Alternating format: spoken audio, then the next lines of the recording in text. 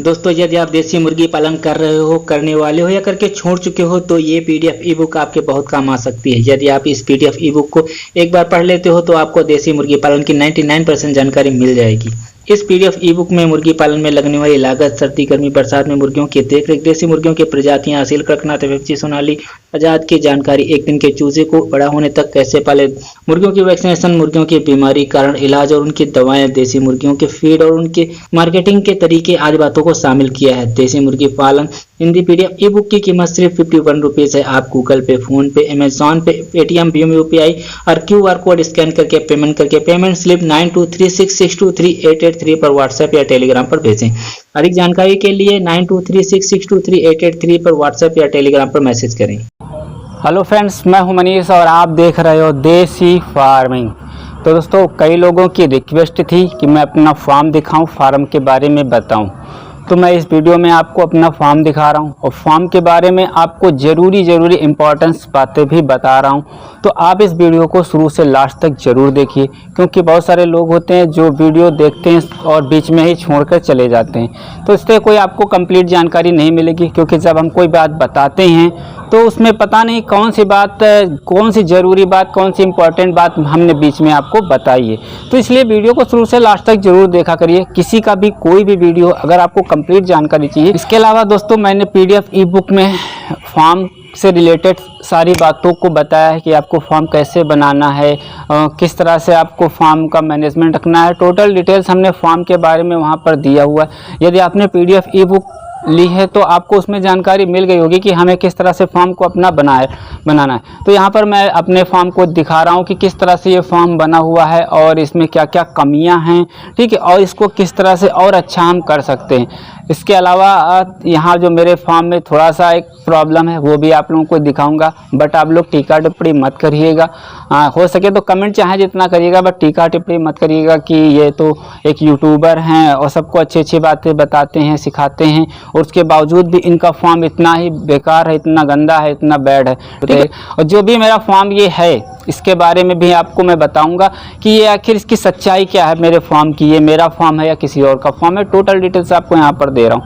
तो चलिए वीडियो को शुरू करते हैं। वीडियो शुरू करने से पहले एक छोटी सी रिक्वेस्ट करना चाहूँगा, यदि आप देसी मुर्गी पालन, बॉयलर मुर्गी पालन या अंडों से चूजा निकालते हो तो आप हमारे चैनल को ज़रूर से सब्सक्राइब करिएगा और वीडियो पसंद आए तो लाइक करिएगा। और यदि आप हमसे किसी तरह का सपोर्ट चाहते हो तो आप नीचे ज्वाइन बटन है, ज्वाइन बटन पर क्लिक करके अपनी ज़रूरत के अनुसार सपोर्ट, फुल सपोर्ट और हाई सपोर्ट की मेंबरशिप ले सकते हो। जैसे आप मेंबरशिप लोगे वैसा मैं आपको सपोर्ट कर दूंगा। तो चलिए अब हम आपको बाहर से फॉर्म दिखाते हैं और उसके बारे में सभी कुछ बताते हैं।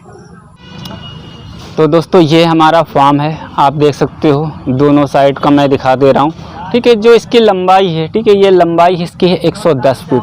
और अगर बात करें इधर चौड़ाई की, ठीक है, तो ये चौड़ाई है हमारी 30 फीट। तो इस तरह से ये टोटल फार्म 30 फीट इंटू 110 यानी कि 110 फीट लंबा हो गया और 30 फीट ये चौड़ा हो गया। तो ये लगभग आपका 3100 स्क्वायर फीट का टोटल फार्म हमारा बन जाता है। बट इसमें अब हम कमियां आपको दिखाते हैं, ठीक है, और इसकी सच्चाई भी बताते हैं हम कि ये फार्म इस तरह से क्यों पड़ा हुआ है, इसमें बर्ड ज़्यादा क्यों नहीं आपको दिख रहे हैं, ठीक है। तो इसको मैं बैक कैमरा यूज़ करता हूँ, उसके बाद मैं आपको बताता हूँ। तो दोस्तों, ये इसमें सबसे पहली कमी है कि इसमें जो टीन सेट है, तो टीन देख रहे होगे, तो ये आप देख रहे होगे कि ये बाहर बिल्कुल ही नहीं निकली है। माँ तो ये 6 इंच सिर्फ बाहर निकली हुई है, ठीक है। तो इसकी वजह से ये फार्म मात खा रहा है, जबकि इसकी जो टीन है वो कम से कम 1.5 फीट बाहर निकली होनी चाहिए या इससे ज़्यादा। तो ऐसा क्यों हुआ ये मैं आपको अंदर चल करके दिखाता हूँ और बताता हूँ। तो दोस्तों, सबसे पहले हम अपने फार्म की सच्चाई बताते हैं कि जो फार्म है ये मेरा नहीं है, ठीक है। ये जो फार्म है ये मेरा नहीं है और ये जो जगह है जहाँ पर ये फार्म बना है वो भी मेरी नहीं है। तो फिर मैं इसको चला कैसे रहा हूँ, मैं इसमें बर्ड कैसे पाल रहा हूँ और वीडियो वगैरह बना करके आप लोगों को बताता हूँ तो किस तरह से, ठीक है। देखिए, ये फार्म जो है ये मेरे मामा के लड़के का है, ठीक है। मेरे मामा के लड़के ने मेरे साथ पार्टनरशिप करके इस फार्म को बनाया था बॉयलर फार्मिंग के लिए, ठीक है। बॉयलर फार्मिंग के लिए इस फार्म को बनाया गया था। तो उनका हमारा ये बात थी कि जो भी आप यहाँ पर इनकम होगी उसकी 50-50 होगी। पैसा हमारा लगेगा, मतलब उनका लगेगा फार्म में, बर्ड में, बट 24 घंटे देख रेख मेरी रहेगी सारे बर्ड की और सारे फार्म की देख रेख हमारी रहेगी। तो इस तरह से हम लोगों ने आपस में मिल कर के इस फार्म को बनवाया था। ठीक है, इसमें काफ़ी मेहनत मैंने भी करी थी, जो पाइप वगैरह है सब हमने लगाए हैं, ज्वाइंट वगैरह सब हमने किए हैं। ठीक है, जो टीन वगैरह चढ़ाई है वो आपस में मिल कर के हम लोगों ने इसको कंप्लीट किया है। थोड़ा सा यहाँ पर जो जुड़ाई वगैरह है, खंभे वगैरह है, ये मिस्त्री ने किया हुआ है, बाकी इस फार्म को हम लोगों ने तैयार किया हुआ है। ठीक है, जाली वाली जितना भी काम इसमें लेबर का काम था वो हम लोगों ने किया इसमें ज़्यादातर, और बाकी इस तरह से हम लोगों ने इस फार्म को तैयार किया। बट दोस्तों, बॉयलर की फार्मिंग में एक चीज़ होती है, उसका एक रूल होता है, अगर आप उस रूल को फॉलो नहीं करते हो तो आपका उसमें लॉस होगा। ठीक है, तो वो उसमें बहुत सारी बातें हैं, वो आपको मैं किसी नेक्स्ट वीडियो में बताऊंगा बॉयलर फार्मिंग के बारे में। अभी मैं फार्म के बारे में बता रहा हूँ। ठीक है, तो जब ये फार्म तैयार किया गया था, ठीक है, जब इसमें टीन वगैरह सेट लानी थी, तब हमने बताया था कि आप ये जो लंबाई और चौड़ाई है, यानी कि लंबाई जो इसकी है 110 फीट है, चौड़ाई है 30 फीट है। ठीक है, तो 30 फीट के हिसाब से हमने बताया था कि आप एक साइड में थोड़ा सा 12 फीट 10 फीट के आसपास है और दूसरे साइड में 20 फीट के आसपास है। तो हमने बताया था जो टीन सेट लाना, ठीक है, तो जो 10 साइड वाला है वो 10 से 12 फीट के आप ले आना। ठीक है, 12 फीट का ले आओगे तो थोड़ी सी जब टीन रखी जाएगी तो हल्का सा ढलान जब होगी तो उसमें चली जाएगी और लगभग 1 फीट या 1.5 फीट तक बाहर निकल जाएगी। दूसरी साइड हमने बताया था कि आप इधर कम से कम एक 10 फीट की ले आइएगा टीन और एक 12 फीट की ले आइएगा। ठीक है, तो एक 10 और 12 लगभग 22 फीट हो जाएगा। उसमें आधा फीट कुछ ढलान चली जाएगी। ठीक है, कुछ ज्वाइंट पे चला जाएगा तो वो लगभग इधर भी 1 फीट या 1.5 फीट बाहर निकल जाएगी। तो इस तरह से मैंने बताया था। जब ये टीन लेने गए तो वहाँ पर दुकान वाले ने इनको कुछ और समझा दिया कि आप इतने इतने टुकड़े करके ले जाइए, आप एक 10 फीट की ले जाइए, आप 5.5 फीट की ले जाइए, 6 फीट की ले जाइए, इस तरह उन्होंने बता दिया। और दूसरी चीज़ उन्होंने ये बता दिया कि अगर आपका एक टीन टूट जाती है तो आपकी 10 फीट या 12 फीट का नुकसान होगा, अगर आपकी और छोटी टीन टूटती है तो आपका उसमें ज़्यादा नुकसान होगा।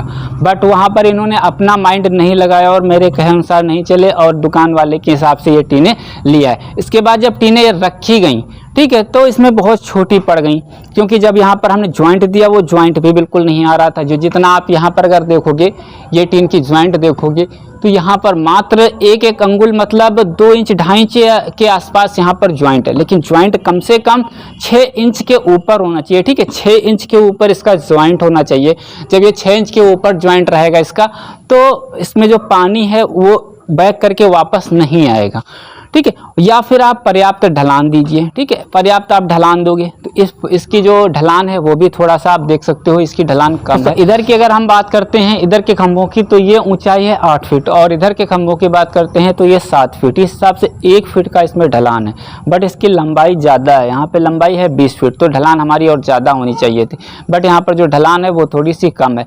दूसरी चीज़ ये हो जाती है, ऊपर जब खरपतवार वगैरह गिरते हैं, पत्ते वगैरह गिरते रहते हैं, तो पानी के उतरने में थोड़ा सा स्पीड जो है वो स्लो हो जाती है और इस वजह से जो पानी है वो फार्म के अंदर आ जाता है। तो दूसरी चीज़ हमने बताया ना कि इनके ज्वाइंट जो है वो कम है। जब बहुत तेज़ बारिश होती है, पानी इसमें ज़्यादा हो जाता है तो ये बैक करके पानी आने लगता है, क्योंकि यहाँ पर इसकी जो ढलान बिल्कुल ही नहीं है, तो इसकी वजह से यहाँ पर बहुत ज़्यादा बैक पानी आने लगता है। इसके बाद में दोस्तों हमारा उनसे थोड़ा सा बर्ड को लेकर के, उनकी देख रेख को लेकर के आपस में मन मुटाव हो गया था। ठीक है, तो हमने फिर उनको छोड़ दिया था। हमने कहा ठीक है, हम नहीं करेंगे, अपना देखिए, कोई बात नहीं। तो उन्होंने अपनी मर्जी से किया, दूसरे लेबर को रखा, तो उसके बाद में जैसे करना चाहिए थे वैसे नहीं किया।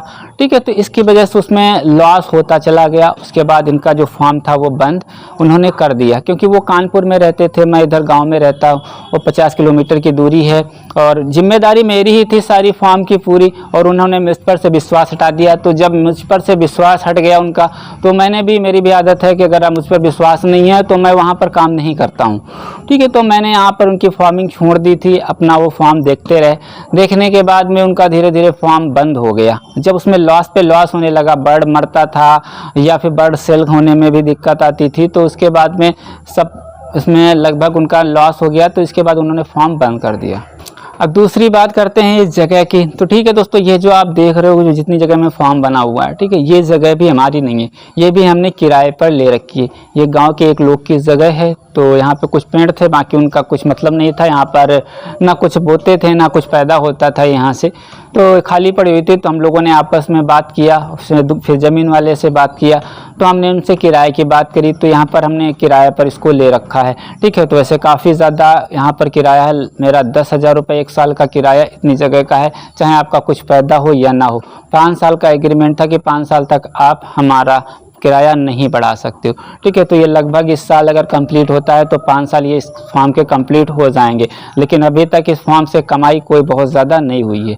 इसका रीज़न यही रहा है कि क्योंकि ये फार्म जो है 1-2 बार किराए पर भी उठाया गया, बट उसमें उन्होंने भी कोई बेनिफिट इसमें नहीं उठाया। तो मेन इसका रीज़न है कि यहाँ पर फार्म का जो मैनेजमेंट है, फार्म थोड़ा सा यहाँ पर कम से ही बना है। जब बरसात होती है तो पानी अंदर आता है, ठीक है। यहाँ पर इसके अलावा और भी मैं आपको फार्म ज़रा सा दिखाता हूँ चल के, क्योंकि इसकी टीन वगैरह टूट गई है तो पानी भी अंदर बहुत ज़्यादा आता है। हमारे बर्ड हैं, जो बहुत ज़्यादा बरसात होती है तो बहुत सारे बर्ड हमारे पानी के मतलब पानी में ही रह जाते हैं, मतलब कीचड़ में घूमा करते हैं। आधे में पानी आ जाता है तो देसी बर्ड की आदत होती है जहाँ पर कीचड़ होगा वहाँ पर ज़्यादा वो लोग चलेंगे फिरेंगे। तो दोस्तों देखिए यहाँ पर ये टीन टूटी हुई है, ठीक है। बंदर वगैरह कूदे, एक बार मैं इस पर चढ़ा था, थोड़ी सी टूट गई थी, उसके बाद बंदर यहाँ से निकले तो और तोड़ डाला, ठीक है। तो यहाँ पर ये टीन टूटी हुई है, जिसकी वजह से यहाँ पर बहुत ज़्यादा पानी अंदर आ जाता है, ठीक है। यहाँ पर काफ़ी पानी आ जाता है, यहाँ सब कीचड़ कीचड़ हो जाता है, ठीक है। तो इसकी वजह से यहाँ पर ये बर्ड जो है इसमें आ जाते हैं, यहाँ पर घूमा करते हैं। तो डर रहता है इनको कोई बीमारी या कोई दिक्कत ना हो जाए, फिर भी हो ही जाती है कोई ना कुछ दिक्कत, ठीक है। अब इसकी टीन की मेरी ना बदलने का एक रीज़न है कि यहाँ पर मैं चाहूँ तो ला करके डाल सकता, बट ये फार्म रहता है कि आज ये फार्म खुल जाएगा, कल ये खुल जाएगा, पता नहीं कब ये फार्म खुल जाए, जिसकी वजह से फिर मैं इसमें कोई मेंटेनेंस अभी नहीं करवा रहा हूँ। जैसे ही मैं इसको परचेज़ कर लेता हूँ तो फिर उसके बाद में मैं इसकी मेंटेनेंस करवा दूँगा। तो दोस्तों अभी जो मेरे आगे प्रॉब्लम चल रही है, इसमें आप जैसे कहते हैं बर्ड इसमें बहुत ज़्यादा नहीं पड़ा है, तो इतना बजट भी मेरे पास नहीं है। दूसरी चीज़, अब ये फार्म है जो वो बेचना चाहते हैं, हमसे बोलते हैं कि आप ले लीजिए, जितना हमको पैसा देना है बता दीजिए कितना आप इस फार्म का पैसा दोगे। तो उनका लगभग इनकी मांग मान लीजिए 1.5 लाख के आसपास है, 2 लाख के आसपास है, ठीक है। तो इस पूरे फार्म को वो 1.5 से 2 लाख के बीच में बेचना चाहते हैं। वो भी फार्म क्या है, जो यहाँ की गुम्मे वगैरह ईंट वगैरह हैं, पाइप हैं और ये टीन है, ये सब बेचना चाहते। मेरे पास इतना बजट नहीं है कि मैं इनको इतना पैसा दे सकूं। फॉर एग्जांपल अगर हम मान लेते हैं कि इनको 1 लाख भी हम दे देते हैं और मेरे पास अगर 1 लाख या 2 लाख 1.5 लाख रुपए ही है तो ठीक है। तो अगर मेरे पास 1 लाख रुपए है तो इनको हम दे देते हैं, तो हम बर्ड कहाँ से डालेंगे, ठीक है। हम बर्ड को फीड कहाँ से देंगे, ठीक है। तो क्योंकि ये देसी की फार्मिंग है, ये भी थोड़ा सा टिपिकल होती है। समय से बर्ड नहीं बिका, आपको स्टॉक में फीड रखना है, समय से बर्ड नहीं बिक पा रहा है तो उसको और थोड़ा सा आगे समय तक ले जाना पड़ेगा आपको, तो इसके लिए बहुत ज़्यादा प्रॉब्लम इसमें भी आती हैं, ठीक है। तो इन सब बातों का विशेष ध्यान रखना पड़ता है। तो मेरे पास अब इतना बजट नहीं है कि मैं इस फार्म को खरीद सकूं, इसलिए मैंने फरवरी में जवाब दे दिया था कि मैं आपके फार्म के पैसे नहीं दे सकता हूं। आपका फार्म खाली है, आप जब चाहिए आप बेच लीजिएगा। जब भी आपका कोई खोलने के लिए आता है आप बेच लेते हो, हमको 2-4 दिन 8 दिन पहले बता दीजिएगा, तो हम अपनी जो भी बर्ड हैं उनकी व्यवस्था हम अपने छोटे फार्म में या दूसरी जगह पर हम कर सकते हैं। तो वहाँ पर हम अपना डाल लेंगे, उसके बाद में अपना आप फार्म खोल लीजिएगा। तो इन्हीं सब वजह से आपको यहाँ पर बर्ड देखने को नहीं मिला है। 6 महीने से मैंने कोई ज़्यादा फार्मिंग नहीं की है, ना हमने बर्ड डाला है, ना ही ज़्यादा हम डालने की भी कोशिश कर रहे हैं। जब तक हम इस फार्म को परचेज नहीं कर लेते, इसको फार्म को ख़रीद नहीं लेते हैं या फार्म ये हमारा नहीं होता है, ठीक है। तो ये हमारा प्रयास रहेगा, फिर भी हम प्रयास में लगे हुए हैं कि किसी तरह से हमारा बजट बने तो हम इस फार्म के थोड़े थोड़े पैसे करके दे दें और ये फार्म हमारा हो जाए। एक चीज़ आपने ये सीखने को मिली होगी कि अगर पार्टनरशिप में आप कर रहे हो तो आपका पार्टनर किस तरह का है, उसका बिहेवियर किस तरह का है, उसका लालच नहीं है उसके अंदर, ठीक है। तो इस बात पे डिपेंड करता है आप दोनों में कितना टर्म्स मिलते हैं, ठीक है। इन सब बातों का विशेष ध्यान रखिए, तभी पार्टनरशिप में करिएगा। अदरवाइज आप छोटे फार्म बना करके आप छोटी फार्मिंग शुरू कर सकते हो, ठीक है। छोटे से आप बड़ा कर सकते हो, बट पार्टनरशिप में मैं मना करूंगा। आप किसी भी पार्टनरशिप में मत करिए। जितना हो सके आप खुद करिए, खुद मेहनत करिए और खुद अपना फल पूरा। दूसरी जानकारी आपको ये समझ में आएगी कि हमें फार्म में किस तरह से बनाना है, किस तरह से मेंटेनेंस करना है, क्या क्या हमारी कमियां नहीं होनी चाहिए, ठीक है। तो यहाँ पर टोटल हमने कमियां आपको बताई। दोस्तों उम्मीद है आपको जानकारी अच्छी लगी होगी। जानकारी अच्छी लगी है तो वीडियो को लाइक करिए, कमेंट करिए, शेयर करिए और चैनल को सब्सक्राइब नहीं किया है तो चैनल को सब्सक्राइब करिए। Thank you for watching this video.